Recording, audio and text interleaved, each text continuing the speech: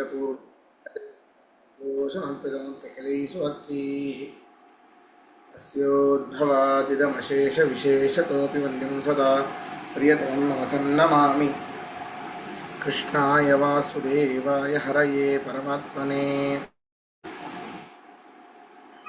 प्रणतः क्लेशनाशाय गोविन्दाय नमो नमः अभ्रमं भङ्गरहितम् अजडं विमलं सदा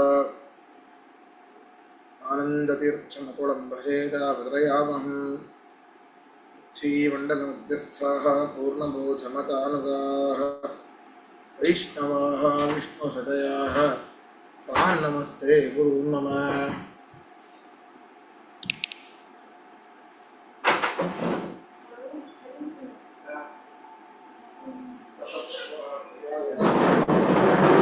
ಒಂದೆರಡೇ ನಿಮಿಷ ಅಲ್ಲಿ ಅಮ್ಮ ಇಲ್ಲಿ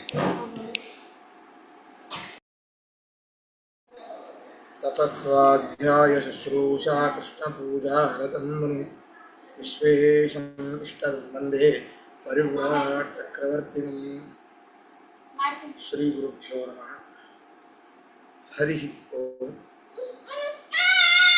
17ನೇ ಅಧ್ಯಾಯದ 11ನೇ ಶ್ಲೋಕ ಆಗಬೇಕಿದೆ.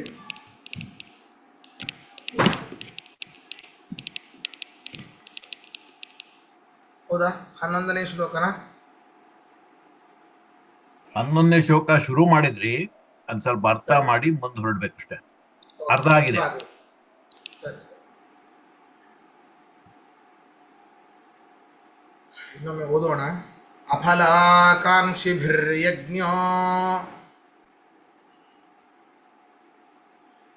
ವಿಧಿದೃಷ್ಟೋ ಯ ಯುಜ್ಯತೆ ಯಷ್ಟವ್ಯಮೇವೇತಿ ಮನಃ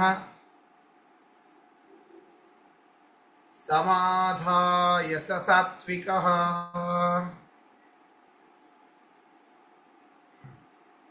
ಫಲಾಕಾಂಕ್ಷೆ ಇಲ್ಲದೇ ಇರುವಂತಹ ಕರ್ಮವನ್ನು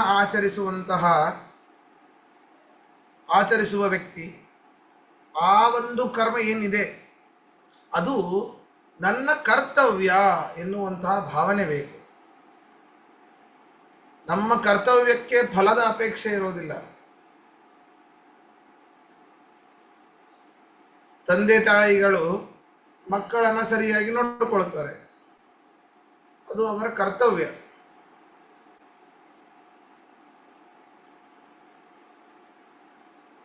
ಆಮೇಲೆ ಮಗನೂ ಕೂಡ ತಂದೆ ತಾಯಿಗಳನ್ನ ಸರಿಯಾಗಿ ನೋಡ್ಕೊಳ್ಬೇಕು, ಅದು ಅವನ ಕರ್ತವ್ಯ. ಇಲ್ಲಿ ನಾನು ಸರಿಯಾಗಿ ನೋಡ್ಕೊಳ್ಳೋದ್ರಿಂದ ಮಕ್ಕಳು ನನ್ನನ್ನು ಸರಿಯಾಗಿ ನೋಡ್ಕೊಳ್ಬೇಕು ಅನ್ನುವಂತಹ ಆಸೆ ಇಟ್ಕೊಳ್ಳೋದು ತಪ್ಪು. ನಾವು ಹೋಗಿ ಆಫೀಸಲ್ಲಿ ಕೆಲಸ ಮಾಡಿ ಬರ್ತೇವೆ, ಯಾವುದಕ್ಕೆ? ಸಂಪಾದನೆಗೋಸ್ಕರ. ಅದು ಕರ್ತವ್ಯ ಅಲ್ಲ. ಅವ್ರು ಕೊಡ್ತಾರೆ ಅದನ್ನ ನಾವು ಮಾಡ್ತೇವೆ, ಅಥವಾ ನಾವು ಮಾಡ್ತೇವೆ ಅದನ್ನು ಅವ್ರು ಕೊಡ್ತಾರೆ. ಕರ್ತವ್ಯಕ್ಕೆ ಫಲದ ಅಪೇಕ್ಷೆ ಇರೋದಿಲ್ಲ.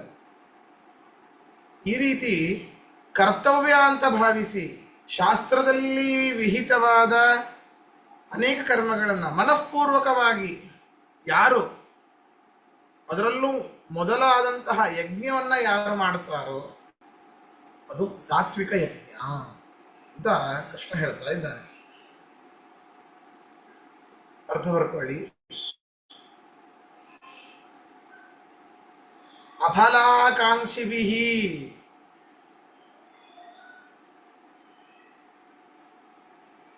ಅಫಲಾಕಾಂಕ್ಷಿಭಿಃ, ಫಲಾಕಾಂಕ್ಷೆ ಇಲ್ಲದೆ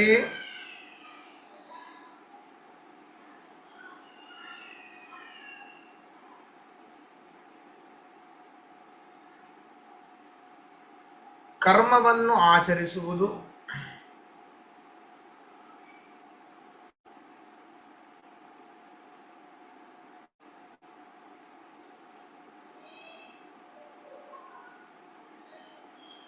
ಅಫಲಾಕಾಂಕ್ಷಿಭಿಃ ಅಂತಂದರೆ ಫಲಾಕಾಂಕ್ಷೆ ಇಲ್ಲದವರಿಂದ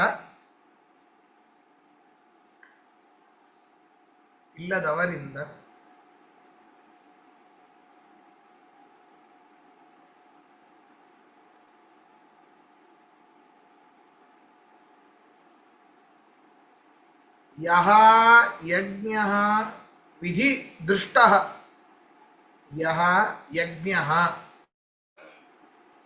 ಯಾವ ಒಂದು ಯಜ್ಞವು ವಿಧಿದೃಷ್ಟಃ ಶಾಸ್ತ್ರವಿಧಾನಕ್ಕನುಗುಣವಾಗಿ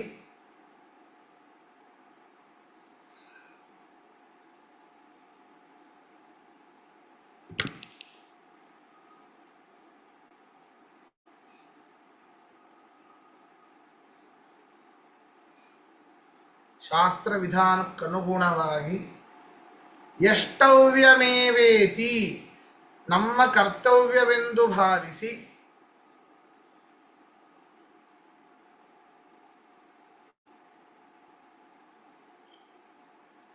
ಯಷ್ಟವ್ಯಮೇವೇತಿ ಯಜ್ಞವು ನಮ್ಮ ಕರ್ತವ್ಯವೆಂದು ಭಾವಿಸಿ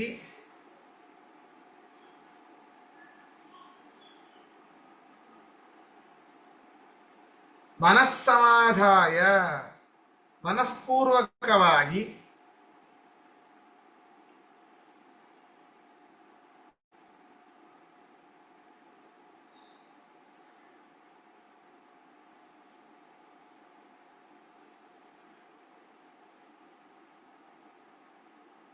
ಮನಃಪೂರ್ವಕವಾಗಿ ಯಹ ಇಜ್ಯತೆ ಯಾವ ಯಜ್ಞವನ್ನ ಮಾಡುವರೋ ಅದು ಯಾವ ಯಜ್ಞವನ್ನು ಮಾಡುವರೋ ಸಹ ಅದು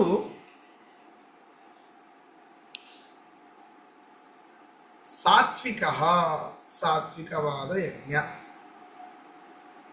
ಸಾತ್ವಿಕ ಸಾತ್ವಿಕವಾದ ಯಜ್ಞ.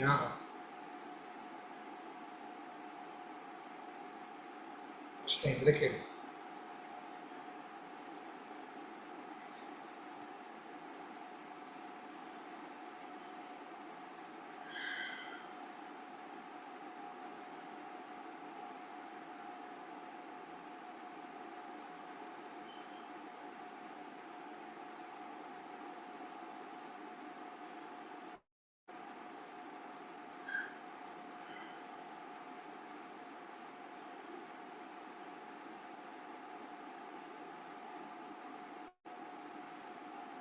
ಸರಿ, ಮುಂದೆ ಹೋಗೋಣ.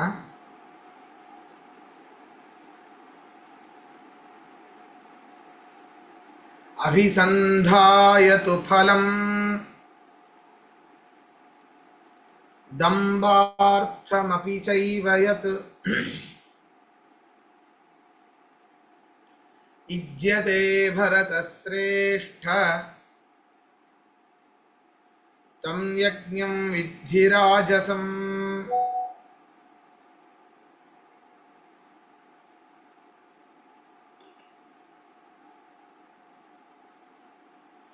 ಹೇ ಅರ್ಜುನನೇ, ಭರತಶ್ರೇಷ್ಠನೇ,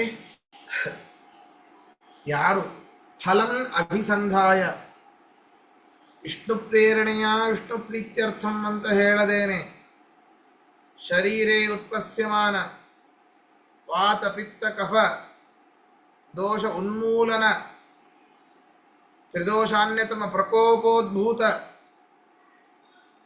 ಆಮೂಲನ ನಿರಸನದ್ವಾರ ವಿಶೇಷತಃ ದೀರ್ಘಾಯುಷ್ಯ ಸಿದ್ಧ್ಯರ್ಥಂ ಧನಧಾನ್ಯ ಅಭಿವೃದ್ಧ್ಯರ್ಥಂ ಅಂತ ಹೇಳಿ ಅದ್ಭುತವಾದ ಸಂಕಲ್ಪವನ್ನ, ಫಲಪೂರ್ವಕವಾದ ಸಂಕಲ್ಪವನ್ನ ಮಾಡಿ ಫಲದ ಬಯಕೆಯಿಂದ ಅಥವಾ ತಮ್ಮ ದೊಡ್ಡ ಸ್ಥಿತಿಯನ್ನ ತೋರಿಸಲು ನಮ್ಮ ಹತ್ರ ಇಷ್ಟಿದೆ ಆಡಂಬರ.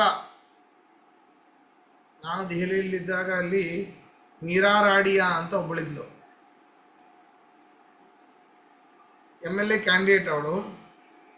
ಅವಳ ಮನೆಗೆ ಒಮ್ಮೆ ಹೋಮಕ್ಕೆ ಹೋಗಿದ್ದೆ.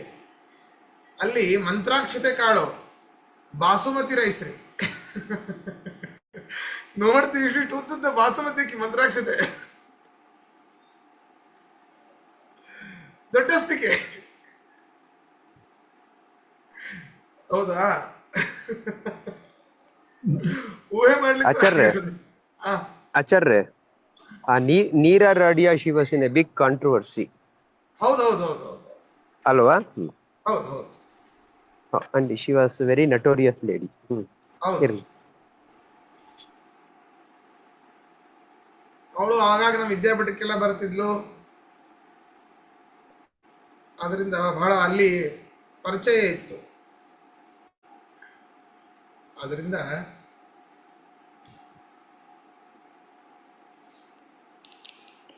ಅಂತಹ ಬಾಸುಮತಿ ಅಕ್ಕಿ ಮಂತ್ರಾಕ್ಷತೆ, ಅದಕ್ಕೆ ದಂಬಾರ್ಥ ಅಂತ ಗೊತ್ತಾಯ್ತು ನಮ್ಗೆ ಅವಾಗ. ಸುಂದರಕಾಂಡ ಹೋಮಕ್ಕೆ ಹೋಗಿದ್ವಿ ನಾವಲ್ಲಿ, ನೆನಪಿದೆ. ಹೀಗೆ ದಂಭಾರ್ಥಕ್ಕೋಸ್ಕರವಾಗಿಯೂ ಮಾಡ್ತಾರೆ. ಮನೆಯಲ್ಲೇನೆ, ಅದು ಫಾರ್ಮ್ ಹೌಸ್ ಇದೆ ಅವಳದು, ಮನೆಯೇ ಒಂದು ಪಕ್ಕದಲ್ಲಿ ಶಿವಲಿಂಗ, ಶಿವನ ಮಂದಿರ, ದಿನಾ ಶಿವನಿಗೆ ಅರ್ಚನೆ ಆಗಬೇಕು. ಅವಳು ಮಾಡ್ತಾಳೋ ಬಿಡ್ತಾಳೋ, ಬಂದ ಒಬ್ಬ ಪಂಡಿತ ಅಲ್ಲಿ ಮಾಡ್ತಿರ್ತಾನೆ. ಈ ರೀತಿ ತಮ್ಮ ದೊಡ್ಡ ಸ್ಥಿತಿಯನ್ನು ತೋರಿಸೋಕ್ಕೋಸ್ಕರವಾಗಿ ಯಾರು ಆಡಂಬರದಿಂದ ಕರ್ಮವನ್ನು ಮಾಡ್ತಾರೋ ಅದು ರಾಜಸ ಯಜ್ಞ ಅಂತ ಅರ್ಥ. ಅರ್ಥವತ್ಕೊಳ್ಳಿ. ಫಲಂ ಅಭಿಸಂಧಾಯ, ಫಲದ ಬಯಕೆಯಿಂದ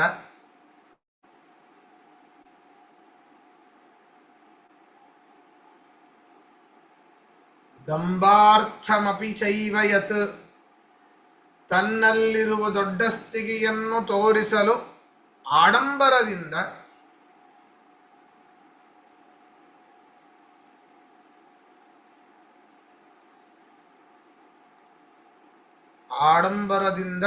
ಮಾಡುವ ಯತ್ ಇಜ್ಜತೆ, ಆಡಂಬರದಿಂದ ಅದಲ್ಲ, ಯತ್ ಇಜ್ಜತೆ ಮಾಡುವ ಆ ಕರ್ಮವು ಅಥವಾ ಯಜ್ಞವು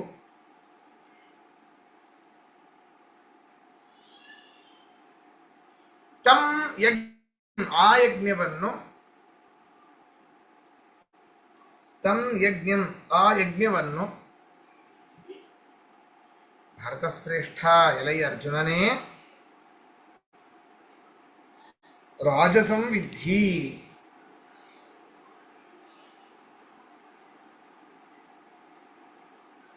ರಾಜಸಂ ವಿದ್ಧಿ, ರಾಜಸವೆಂದು ತಿಳಿ.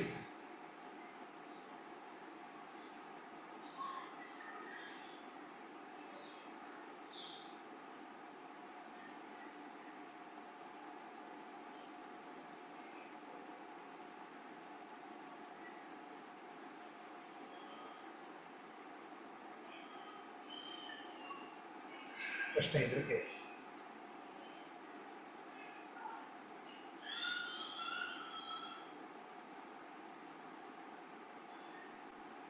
ನಮಸ್ಕಾರ ಆಚಾರ್ಯ. ಆಕೆ ಹೋಗ್ಲಿ, ನಾವು ಕಾಮನ್ ಪೀಪಲ್, ನಾವು ತಿರುಪತಿಗೆ ಹೋಗ್ತೀವಿ, ರಾಘವೇಂದ್ರ ಸ್ವಾಮಿ ಅವರ ಮಂತ್ರಾಲಯಕ್ಕೆ ಹೋಗ್ತೀವಿ, ಅಲ್ಲಿ ಹೋಗಿ ಸೇವೆ ಮಾಡ್ತೀವಿ. ಏನೋ ಮಗಳ ಮದ್ವೆ ಆಗ್ಲಿ, ಇನ್ನೊಬ್ಬನಿಗೆ ಏನೋ ಸೀಟ್ ಸಿಕ್ಲಿ, ಏನೋ ಅಂತ ಒಂದು ಹರಕೆ ಹುಟ್ಕೊಂಡು ಹೋಗ್ತಾರೆ.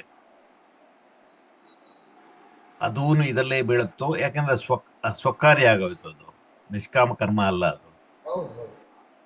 ಸೊ ಅದಕ್ಕೂ ಈಗ ಮಗಳ ಮದುವೆ ಆಗ್ಲಿ ಅಥವಾ ಮಗನಿಗೆ ಮಗ ಆಗ್ಲಿ ಅಥವಾ ಮಗನಿಗೆ ಮದುವೆ ಆಗ್ಲಿ ಅಂತ ಹೇಳಿ ನಾವು ಯಾಕೆ ಹೋಗ್ತಿದೀವಿ ಅಂತಂದ್ರೆ ಪರಮಾತ್ಮನ ಮೇಲೆ ಒಂದು ಅಷ್ಟು ದೃಢವಾದ ನಂಬಿಕೆ ಇಲ್ಲ.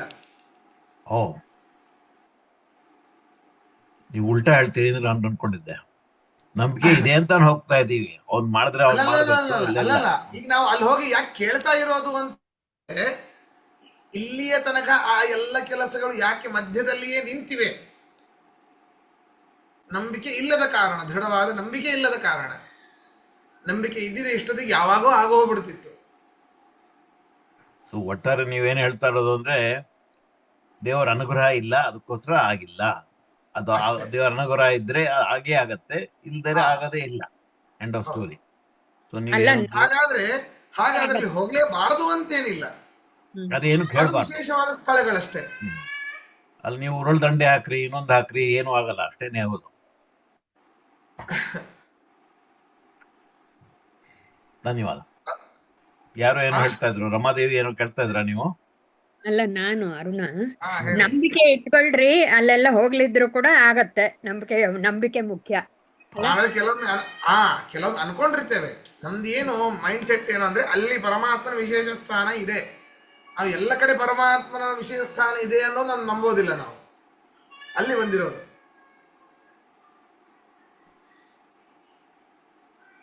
ಅಲ್ಲಿ ಇಲ್ಲ ಅಂತಿಲ್ಲ, ಅಲ್ಲಿ ಇದೆ. ನಮ್ಮ ಮನೆ ದೇವರು, ಕುಲದೇವರು, ರಾಯರ ದರ್ಶನ ನಮ್ಮ ಪಾಪ ಪರಿಹಾರಕ್ಕಾಗಿ ಹೋಗೋಣ, ನಮ್ಮ ಪುಣ್ಯ ಆಚಾರ್ಯ, ಅದು ಸಂಪಾದನೆಗೋಸ್ಕರ ಹೋಗಿ ಬರೋಣ, ಆದ್ರೆ ಫಲಾಕಾಂಕ್ಷೆಯಿಂದ ಹೋಗೋದು ಬೇಡ ಅಂತ.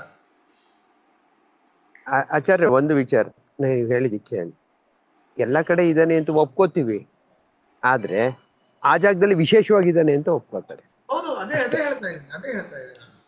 ಅಲ್ಲಿ ವಿಶೇಷವಾಗಿ ಇದ್ದೇ ಇದ್ದಾನೆ, ಎಲ್ಲ ಕಡೆನೂ ಇದ್ದಾನೆ, ಅದು ಇದೆ. ಹೌದು ಹೌದು ಹೌದು, ಇಲ್ಲ ಅಂತ ಹೇಳ್ತಿಲ್ಲ.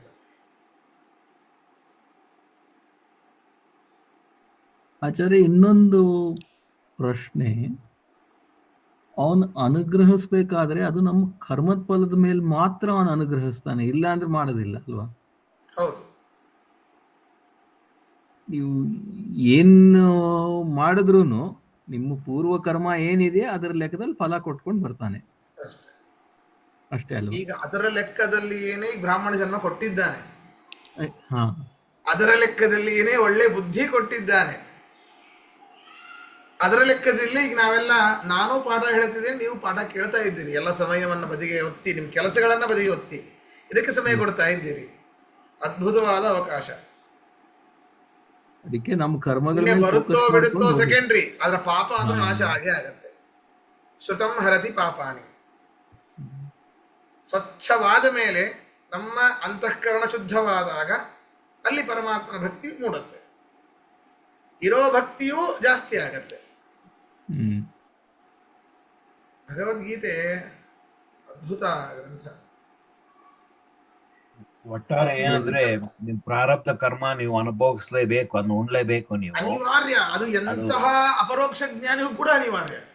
ನೀವು ಆಗಾಮಿ ಸಂಚಿತ ಅನ್ಬೇಕಾದ್ರೆ ದೇವರು ಕ್ಷಮಿಸಿದ್ರು ಅದನ್ನ ಕಳ್ಕೊಳ್ಳಬಹುದು. ಉಣ್ಲೇಬೇಕು ನಾವು. ಪ್ರಾರಬ್ಧ ಕರ್ಮ ಅವಂದ್ರೆ ಆಲ್ರೆಡಿ ನಾವು ಅನುಭವಿಸುವ ಕರ್ಮಗಳು ಅಂದ್ರೆ ಪ್ರಾರಬ್ಧ ಅಂತ. ಅದಕ್ಕೆ ದೇವರು ಹಸ್ತಕ್ಷೇಪ ಮಾಡಲ್ಲ. ಹೌದು, ಮಾಡಲ್ಲ. ಅದನ್ನ ಸಂಪೂರ್ಣ ಕಡ್ಕೊಂಡ್ಬಿಡ್ತಾನೆ ಅವನು.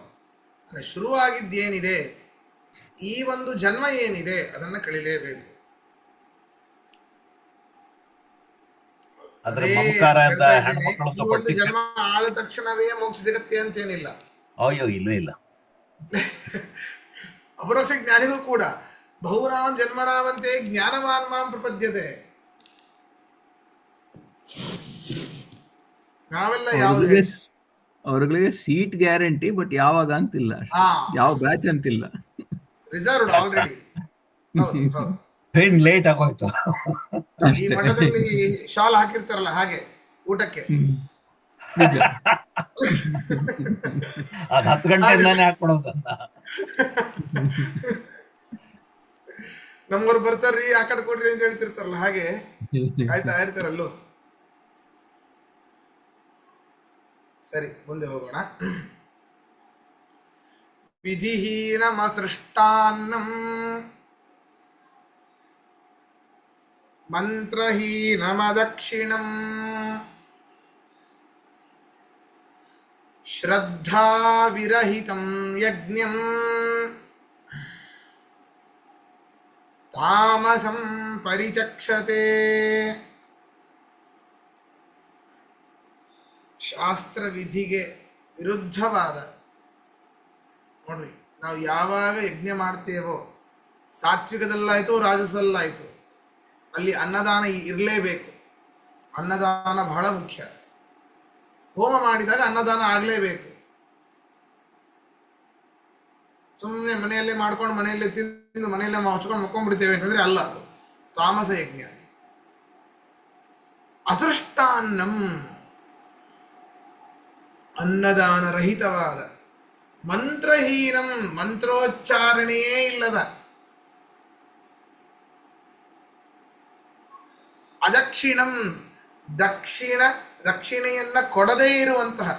ನಮ್ಮವ್ರು ಬಿಡ್ರಿ, ಪುರೋಹಿತರು ಎಷ್ಟು ಕೊಟ್ಟರು ತಗೋತಾರೆ. ಆಮೇಲೆ ಕೊಡ್ತೀನಿ, ಆಮೇಲೆ ಫೋನ್ ಮಾಡ್ತೀನಿ. ನಿಮಗೆ ನಿಮ್ಮ ಮನೆ ಅಳಿಯನೇ ಇರಬಹುದು, ಅಥವಾ ನಿಮ್ಮ ಅಣ್ಣನ ಮಗನೋ ನಿಮ್ಮ ತಂಗಿಯ ಮಗನೇ ಇರಬಹುದು, ಅಳಿಯನೇ ಇರಬಹುದು, ಸೋದರ ಅಳಿಯನೇ ಇರಬಹುದು. ಆದರೆ ಆ ಕಾಲದಲ್ಲಿ ಅಸ್ಮೇದವನು ಪುರೋಹಿತ, ಏಕವಚನದಲ್ಲಿ ಕರೆಯುವ ಹಾಗಿಲ್ಲ. ತಪ್ಪು ಕೆಲವರು ಬಹಳ ಮಾಡ್ತಾರೆ, ಆ ರೀತಿ ಬಹಳ ಮಾಡ್ತಾರೆ. ಸರ್ವಥಾ ಸರಿಯಲ್ಲ ಅದು. ದಕ್ಷಿಣೆ ರಹಿತವಾದ, ಎರಡು ಕಡೆ ಅನ್ನದಾನದಲ್ಲೂ ದಕ್ಷಿಣೆ ಬೇಕು, ಹೋಮದಲ್ಲೂ ದಕ್ಷಿಣೆ ಇಡಬೇಕು.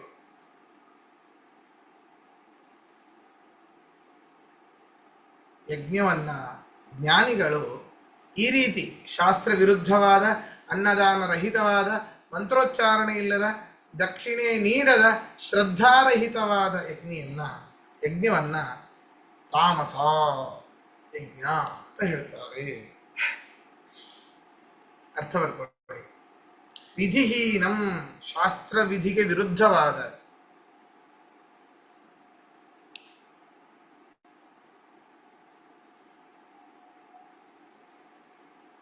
ಅಸೃಷ್ಟಾನ್ನಂ, ಅನ್ನದಾನ ರಹಿತವಾದ,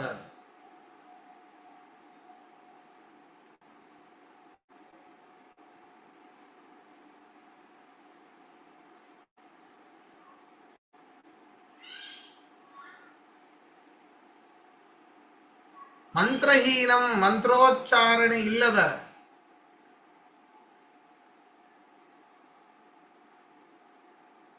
ಅದಕ್ಷಿಣಂ, ದಕ್ಷಿಣೆ ನೀಡದ,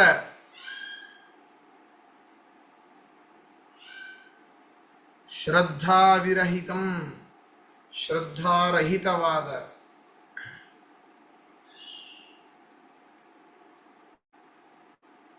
ಯಜ್ಞವನ್ನು ತಾಮಸಂ ಪರಿಚಕ್ಷತೆ, ತಾಮಸ ಎಂದು ಹೇಳುತ್ತಾರೆ.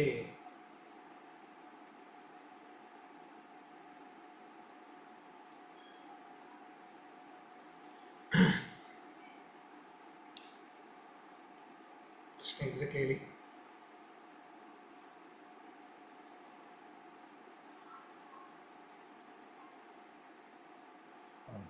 ಸುಮ್ಮನೆ ಸ್ಟೇಟ್ಮೆಂಟ್ ಹಾ, ಹಿಂಗ್ ಮಾಡೋಕ್ ಬದ್ಲೆ ಮಾಡ್ದಿರೋದೇ ವಾಸಿ ಅಲ್ವಾ?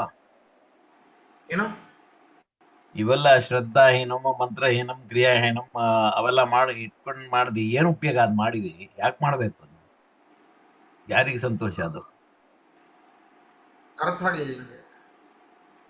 ಏನಿಲ್ಲ, ಸುಮ್ನೆ ಒಂದು ಯೋಚನೆ. ಯಾಕೆಂದ್ರೆ ಹಿಂಗೆ ಇಂಥ ಯಜ್ಞ ಮಾಡಿ ಉಪಯೋಗ ಯಾಕೆ? ಹಾ, ಹಾಗೆ. ಹೌದೌದು. ನಮ್ಮ ಆಚಾರ್ಯ ಒಂದ್ಸತಿ ಹಿಂಗ್ ಮಾಡ್ದ ಅಂದ್ರೆ ಬರೋದೇ ಇಲ್ಲ ನೆಕ್ಸ್ಟ್ ಟೈಮ್.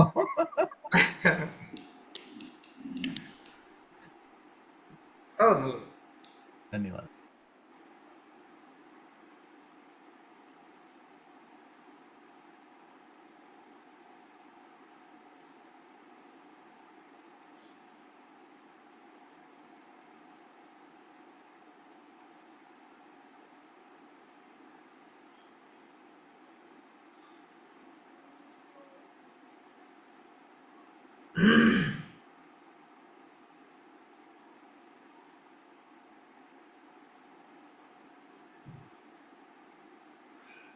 ಸರಿ, ಮುಂದೆ ಹೋಗೋಣ.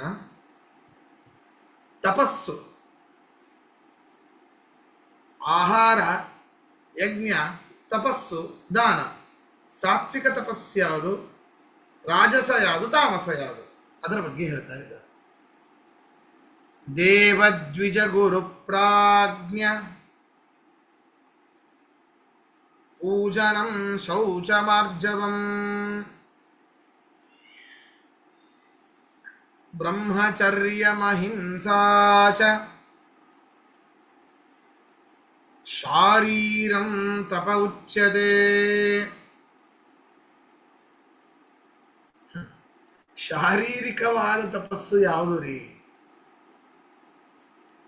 ವಾಂಗ್ಮಯ ತಪಸ್ಸು ಬೇರೆ, ಶಾರೀರಿಕ ತಪಸ್ಸು ಬೇರೆ, ಮನಸ್ಸಿನ ತಪಸ್ಸು ಬೇರೆ.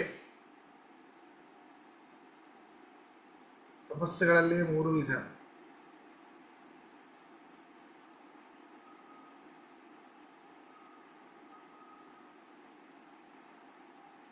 ಮತ್ತೆ ಆ ತಪಸ್ಸುಗಳಲ್ಲಿ ಮತ್ತೆ ಆ ಸಾತ್ವಿಕ ಯಾವುದು, ರಾಜಸ ಯಾವುದು, ತಾಮಸ ಯಾವುದು? ಈಗ ಹೇಳ್ತಾ ಇರೋದು ಬರೀ ವಾಂಗ್ಮಯ ತಪಸ್ಸು, ಶಾರೀರಿಕ ತಪಸ್ಸು. ಆ ಶಾರೀರಿಕ ತಪಸ್ಸಿನಲ್ಲಿ ಸಾತ್ವಿಕವಾದ ತಪಸ್ಸು ಯಾವುದು ಅಂತ ಹೇಳ್ತಾ ಇದ್ದಾರೆ. ದೇವದ್ವಿಜ ಗುರು ಪ್ರಾಜ್ಞ ಪೂಜನಂ, ದೇವತೆಗಳ ಪೂಜನೆ, ಬ್ರಾಹ್ಮಣರ ಪೂಜನೆ, ಗುರುಗಳ ಪೂಜೆ, ಜ್ಞಾನಿಗಳ ಪೂಜೆ ಆಗ್ತಾ ಇರಬೇಕು.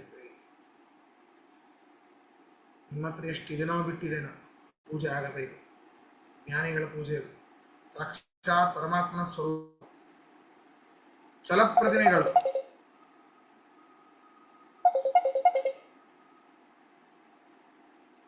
ಛಲಪ್ರತಿಮೆಗಳು ಜ್ಞಾನಿಗಳು.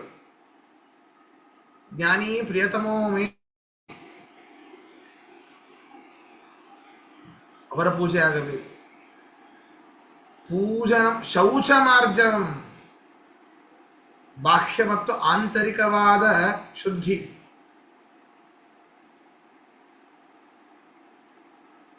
ಆರ್ಜವಂ ಪ್ರಾಮಾಣಿಕತೆ.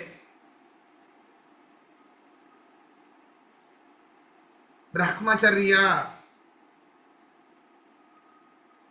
ಪರಮಾತ್ಮನನ್ನೇ ಬ್ರಹ್ಮಚರ್ಯ, ಅವನನ್ನೇ ನಂಬುವುದು, ಅವನ ಆಚರಣೆಯನ್ನು ಮಾಡು. ಬ್ರಹ್ಮಚರ್ಯ ಒಂದು. ತಾನು ಬ್ರಹ್ಮಚರ್ಯ ಅವಸ್ಥೆಯಲ್ಲಿದ್ದಾಗ ಪರಮಾತ್ಮನನ್ನೇ ನಂಬುವುದು. ಗೃಹಸ್ಥನಾದ ಮೇಲೆ ತನ್ನ ಮಡದಿಯನ್ನು ಹೊರತುಪಡಿಸಿ ಇನ್ಯಾವ ಸ್ತ್ರೀಯನ್ನು ಕಣ್ಣೆತ್ತಿ ನೋಡದಿರುವುದು, ಅದು ಬ್ರಹ್ಮಚರ್ಯ. ಊರ್ಧ್ವರೇತಸ್ಕನಾಗುವುದು. ಇವೆಲ್ಲವೂ ಕೂಡ ಶರೀರದ ತಪಸ್ಸು. ಅಂದರೆ ಇವೆಲ್ಲವೂ ನಮ್ಮ ಪಂಚ ಕರ್ಮೇಂದ್ರಿಯಗಳಿಂದ ಮಾಡುವಂತಹ ತಪಸ್ಸು. ದೇವತೆಗಳ ಪೂಜನೆ, ಬ್ರಾಹ್ಮಣರ ಆರಾಧನೆ, ಗುರುಗಳ ಆರಾಧನೆ, ಜ್ಞಾನಿಗಳ ಆರಾಧನೆ, ಬಾಹ್ಯವಾದ ಶುದ್ಧಿ, ಪ್ರಾಮಾಣಿಕತೆ, ಬ್ರಹ್ಮಚರ್ಯ. ಅದೇ ರೀತಿ ಅಹಿಂಸಾ, ಪ್ರಾಣಿ ಹಿಂಸೆ ಮಾಡದಿರುವುದು.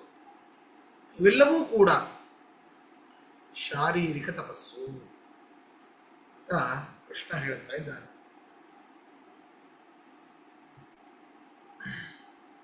ಅರ್ಥ ಬರ್ಕೊಳ್ಳಿ. ದೇವ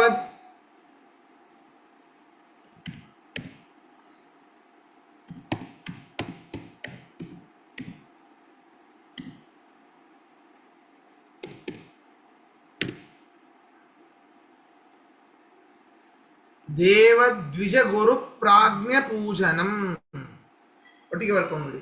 ದೇವದ್ವಿಜ ಗುರು ಪ್ರಾಜ್ಞ ಪೂಜನಂ, ದೇವತೆಗಳು, ಬ್ರಾಹ್ಮಣರು, ಗುರುಗಳು, ಜ್ಞಾನಿಗಳು, ಇವರ ಪೂಜೆ ಗೊತ್ತಾಗತ್ತೆ ನಿಮಗೆ. ದೇವ, ದ್ವಿಜ, ಗುರು, ಪ್ರಾಜ್ಞೆಯ ಪೂಜನ. ಶೌಚಂ, ಬಾಹ್ಯ ಹಾಗೂ ಆಂತರಿಕ ಶುದ್ಧಿ.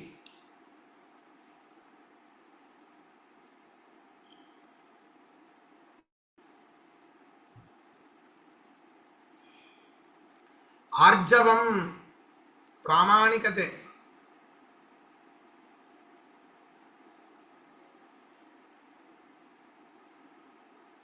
ಬ್ರಹ್ಮಚರ್ಯಂ, ಊರ್ಧ್ವರೇತಸ್ಕನಾಗಿರುವುದು, ಊರ್ಧ್ವರೇತಸ್ಕನಾಗಿರುವುದು.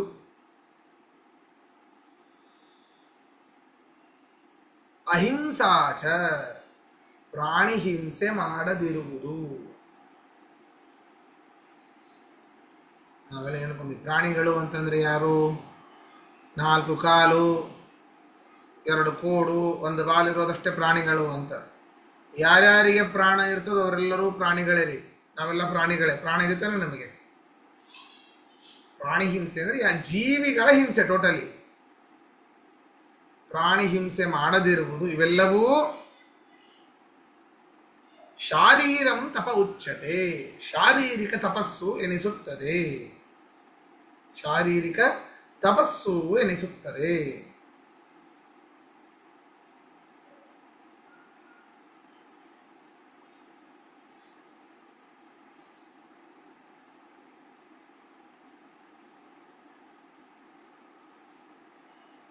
ಪ್ರಶ್ನೆ ಇದ್ರೆ ಕೇಳಿ.